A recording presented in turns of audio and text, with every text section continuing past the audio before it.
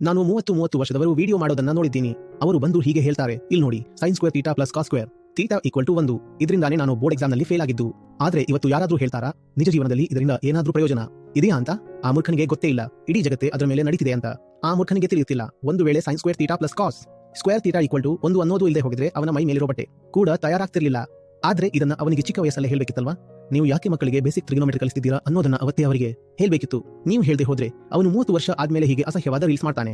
Maths ಬಗ್ಗೆ ಹಾಸ್ಯ ಮಾಡ್ತಾರೆ, ಇನ್ನು ಕೆಲವೊಮ್ಮೆ ಆ ಎಕ್ಸ್ಟ್ರಾ 2ab ಬಗ್ಗೆ ಮಾತಾಡ್ತಾರೆ. ಚಿಕ್ಕ ವಯಸ್ಸಲ್ಲಿ ಬೇಸಿಕ್ ಸೂತ್ರಗಳನ್ನ ಕಲಿಸೋ ಮೊದಲೇ a+b ಹೋಲ್ ಸ್ಕ್ವೇರ್ ಅಥವಾ ಹೋಲ್ ಕ್ಯೂಬ್ ಅಂದ್ರೆ ಏನು, ಅದರ ವಾಸ್ತವ ಅನ್ವಯವೇನು ಅಂತ ಹೇಳಿಕೊಟ್ಟಿದ್ರೆ ಅದು ಕೇವಲ ಕಲ್ಪನೆಯ ವಿಷಯವಾಗಿ ಉಳಿಯುತ್ತಿರಲಿಲ್ಲ. a b ಅಂದ್ರೆ ಏನು ಮತ್ತೆ ಈ ಸ್ಕ್ವೇರ್ ಅಂದ್ರೆ ಏನು ಅಂತ ಗೊತ್ತೇ ಇಲ್ಲ. ನಿಮಗೆ ಅನ್ಸೋದು ಅದೆಲ್ಲ ಬರೀ ಅಲ್ಜಿಬ್ರಾ ಅಂತ. ಅಲ್ಜಿಬ್ರಾ ಅಂದ್ರೆ ಏನು? ಯಾರಿಗೆ ಅದರ ಉದ್ದೇಶ ಅರಿವಾಗುತ್ತೋ ಅವರಿಗೆ ಅದರ ಮಹತ್ವ ಕೂಡ ಗೊತ್ತಾಗುತ್ತೆ. ಆಮೇಲೆ ಅವನು ಅದನ್ನು ಸ್ವತಃ ಮುಂದೆ ಬಂದು ವಿಷಯದೊಳಗೆ ಮುಳುಗಿ ಮಾಡ್ತಾನೆ, ಹೊಸ ರೀತಿಲಿ ಮಾಡ್ತಾನೆ. ಬಹುಶಃ ಅವನು ಅದರಲ್ಲೇನಾದ್ರೂ ಹೊಸದನ್ನ ಹುಡುಕಿ ಹೊರತೆಗೆದ್ರೂ ಹೊರತರಬಹುದು.